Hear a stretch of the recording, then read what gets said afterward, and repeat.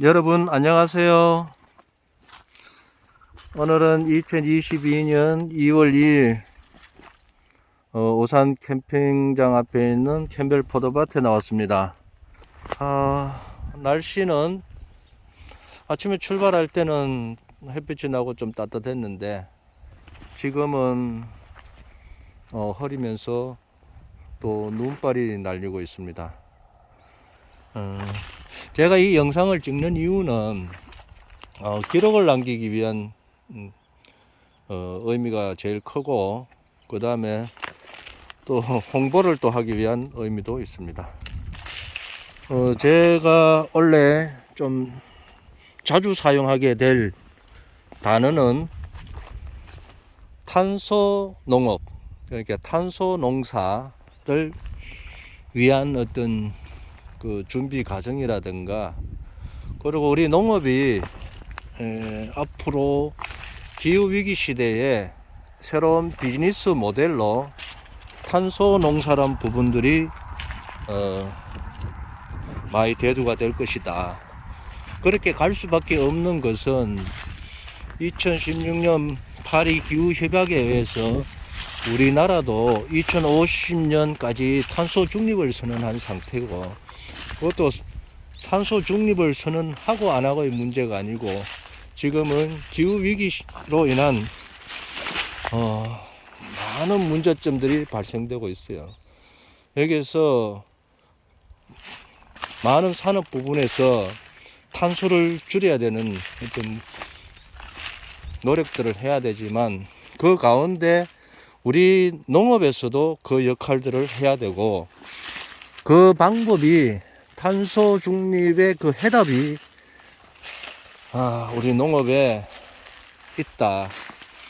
그래서 그 한 부분을 어떻게 우리가 해 나가야 되느냐의 부분에서 간단하게는 화학 비료를 줄이는 부분, 화학 비료를 안 치는 부분, 완효성 대비를 뿌리는 부분, 그 다음에 비닐이나 이런 멀칭을 안 하고 이런 가온에 초생 재배를 하는 것으로도 큰 도움이 된다는 거죠. 그러면은 제가 원래 할 일은 이 가온에 원래는 저 바깥에 이제 뭉쳐놓은 저 비닐로 일반 간행 농사들은 농사를 지었지만, 저는 이 비닐을 멀칭하지 않고 여기 밑에 풀을 그대로 키우겠다는 겁니다. 물론 호미를 키우는 방법도 있고 하지만 생물의 어떤 다양성을 유지하고, 그 다음에 다양한 그 작물에 의한 탄소 고정 능력이 뛰어나기 때문에 잡초를 키워 나가고, 또 돈이 들어가지 않습니까? 잡초는. 그리고 잡초라는 것은 원하지 않은 식물을, 작물도 잡초가 되는 거죠. 그래서 잡초학이라고 잡초의 정의는 내가 원하지 않는 것은 다 잡초라고 하는데, 그런 의미로 따지면은 저희들 밭에는 잡초가 없는 거죠. 저는 모든 이 풀들을 다 좋아하니까. 풀이란 것은 참 마음을 편안하게 해주더라고요. 작년에 풀 농사를 좀 지어가지고 이제 내가 원하는 작물의 어떤 수확은 많이 얻지는 못했지만, 이런 이제 가수원이나 이런 데는 초생 재배하는 것은 요즘 일반적인 현상입니다.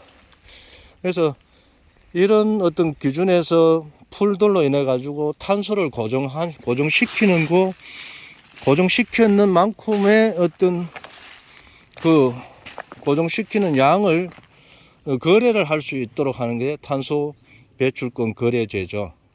그래서 이제 이 탄소 배출권 거래라는 부분들을 우리 농업에서 이제 활용하는 것이 탄소 농사입니다. 탄소를 농사를 지어 가지고 팔겠다는 이야기죠. 그 이산화탄소를 많이 배출하는 기업과 매칭을 해 가지고 판매를 하겠다는 그런 뜻입니다. 그래서 그러면 제일 좋은 거는 풀만 키워 놓으면 제일 좋죠. 그렇지만 그 부분은 또 우리가 또 우리 농업이 중요하게 생각하는 식량의 어떤 보급이란 부분들에서 또 중요한 역할을 하기 때문에 그 다음에 탄소 배출이라는 어떤 거래하는 그 내용은 아직 우리나라에서 아직 완벽하게 정착이 된 상황은 아니거든요. 미국에서는 발의가 돼 가지고 탄소 농사를 짓는 사람한테 이 배출권에 대한 어떤 비용을 지급하고 있는데, 우리나라도 일부 지금 시행을 하고 있는 걸로 알고 있습니다. 그 방법으로 정확한 기준이 있어야 되기 때문에 그 방법으로는 농업기술실용화재단에서 운영하는 저탄소 인증을 먼저 받아야 되는 겁니다.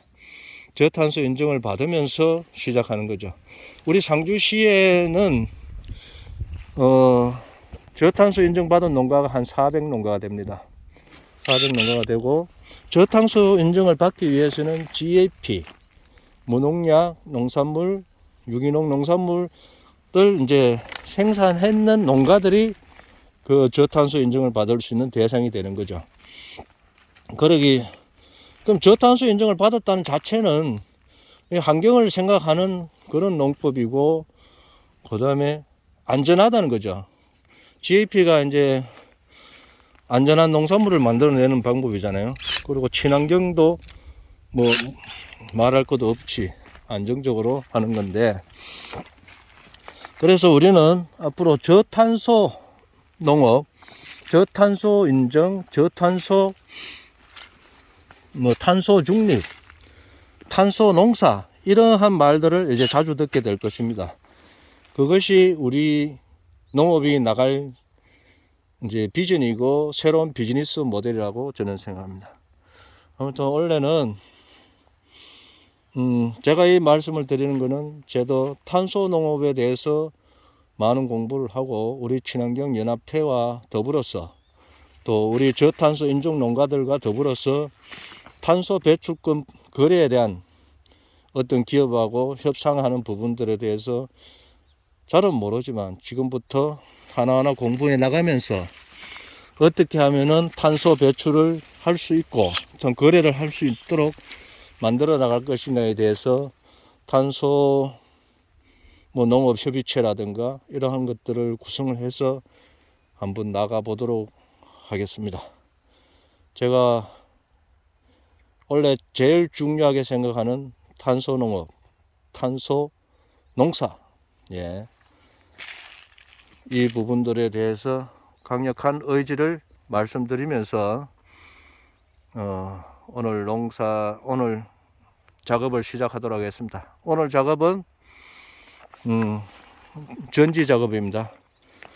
오늘 2월 중순까지 전지 작업을 마무리해야 되기 때문에 천천히 해보겠습니다. 총 28골 중에 9골을 했고 이제 오늘 10골째 작업이 들어갑니다. 자,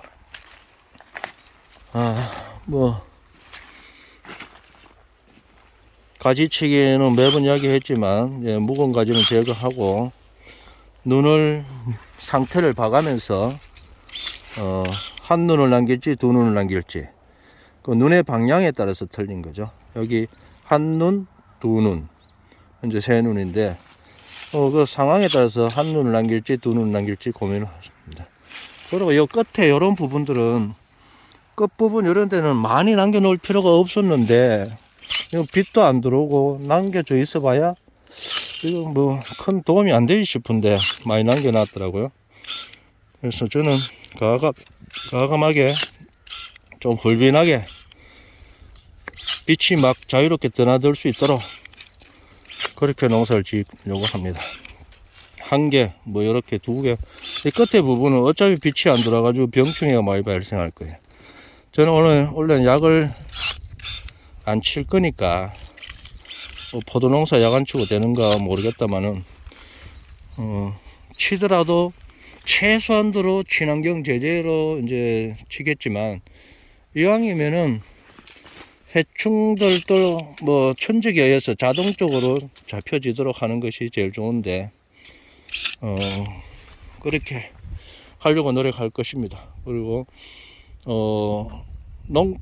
포도도 수세를 조절하는 강포도 농법으로 하겠습니다. 강포도 농법은 영광포도원의 그 강혜원 선생님이 만든 농법인데, 일단 이 수세 관리를 통해 가지고 그 자동으로 착과되고 자연 착과가 되는 거죠. 그리고 잎에 나가는 그 순처리도 안 하고 그 등굴손이나 뭐 어깨송이도 안 따면서 하는 농법인데, 일반 농가들이 23번 농장에 들어간다면은 이 선생님 말씀은 3번 정도만 하면 된대요.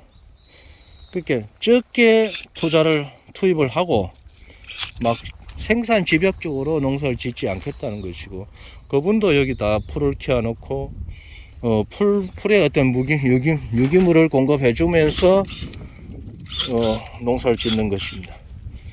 그래서 그 처음이지만 이 포도가 자연스럽게 잘 살아갈 수 있도록 좀 포도 자체도 행복하게 만들어 주려고 합니다. 너무 막 이 수세가 강한 거는 뭐 2송이 달 수도 있고, 약한 거는 1송이밖에 못 다는데도 불구하고 2송이 달아 가지고 그렇게 이제 키워내는 것이 아니고, 요 볼펜 굵기 정도, 요러 정도 되는 거는 2송이 키워낼 끼고, 요렇게 약한 거는 1송이밖에 못 키우는 그럴 수도 있어요. 그거는 그 꽃피기 하루 전날 그 잎수가 6송이 나는 6잎 나느냐 8잎 나느냐 뭐 여기에 따라서 수세 관리하는 방법이 있습니다. 그거에 따라서 틀리다 하니까 그런 방법으로 한번 해보고 무농약 재배를 해볼까 합니다. 그래서 무농약으로 농사를 지을 수 있는지, 근데 뭐 지금 많은 농가들이 그렇게 하고 있기 때문에